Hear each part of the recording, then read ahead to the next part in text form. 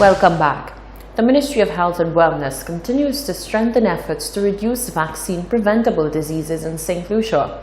Several campaigns over the years have targeted increasing the vaccination coverage among children, pregnant women, youth, and the adult population. The immunization program manager in the Ministry of Health noted that this year's thrust is to introduce the Hepatitis B vaccine to newborns. Health officials are working to reduce the impact of cancers in St. Lucia through the introduction of two vaccines, the Hepatitis B birth dose and the human papilloma vaccine. This is to ensure a person is vaccinated throughout their life cycle. Immunization Program Manager Julieta Fredericks-Cassius explained, however, that immediate focus will be placed on the introduction of the Hepatitis B birth dose.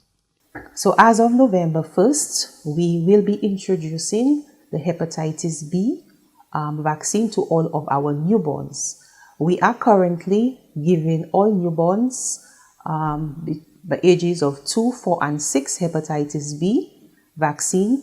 However, there is a thrust right now to eliminate Hepatitis B virus among the population. Hepatitis B virus affects the liver, which can lead to cirrhosis of the liver or liver disease and cancer of the liver.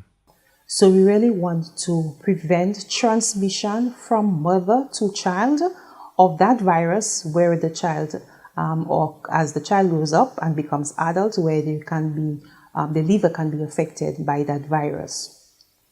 So it's very critical that we introduce this Hepatitis B at birth. It has to be given within 24 hours for it to be effective and for it to be able to produce high immunity in the infant, to be able to prevent the transmission of the virus from mother to the baby. So like I said, it is not a new vaccine. It is something that is a vaccine that we have been giving to our infants, and we give it at 2, 4, and 6 months. But this is just an added dose that will be given to the baby within 24 hours. Cassius noted that this vaccine will be given at hospitals since it must be introduced within the first 24 hours of a newborn's life. She said all hospitals have been fully supplied and equipped to conduct the new vaccination schedule at their facilities.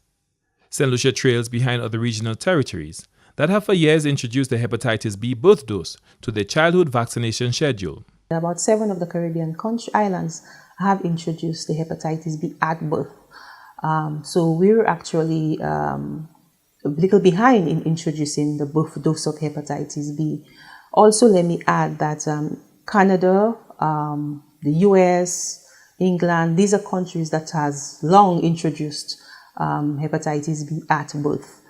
Vaccination experts with the Pan American Health Organization have fully endorsed the regional approach to the introduction of the Hepatitis B birth dose to the childhood vaccination schedule. For the Ministry of Health and Wellness, Glenn Simon reporting. The Pan American Health Organization, PAHO, and the Environmental Health Department of the Ministry of Health and Wellness have combined efforts to execute a mission that will benefit consumers. The Environmental Health Department completed a one-day training session on Wednesday, October 31st for food handlers and proprietors of small food establishments. The aim of the workshop, which was hosted in collaboration with PAHO, was to improve standards on foods and services offered to consumers. Ernie Pierre is an environmental health officer and the facilitator for the event. Our role here today is to empower them more or less in safe food production within their food establishment.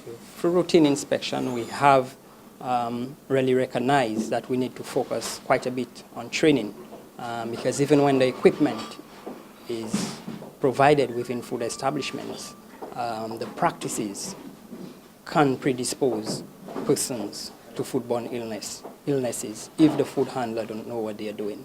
And today we are embarking on a drive.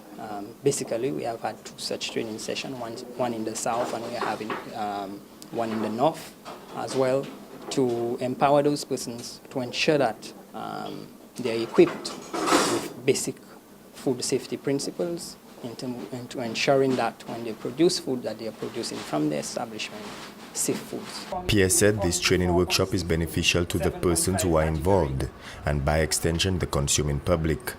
We are looking forward to seeing an improvement in terms of sanitation in food establishment, in the practices, food hygiene principles, in terms of how they handle food coming out of that workshop. Secondly, it therefore means it can ease burden on the ministry in terms of less inspection, less frequency of visit if those persons are in fact in compliance, because if you're not in compliance, you see us a lot more often. It will also cause a lot of those food establishments the standard to rise, therefore ensuring that they are licensed and meet the benchmark. And by virtue of that, it therefore means they will not be predisposing persons, the consuming public, to foodborne illness, poor practices, because they would be enlightened as to how to prevent some of those outbreaks and how to prevent food contamination, how to handle food safely. So all of those topics are being discussed here. Ministry officials are appealing to food handlers to comply with safe and healthy practices to prevent any future mishaps. From the Communications Unit in the Ministry of Health and Wellness, Miguel Morissette reporting. A new initiative for the upkeep of playing fields across the island has been rolled out. We have the details in this report. Playing fields island-wide will get some much-needed consistent maintenance as government rolls out a new initiative for the upkeep of playing fields on the island. Ricky Alexander is Executive Assistant to Minister of Sports, the Honorable Edmund Estefan, who is keen on having the new program started.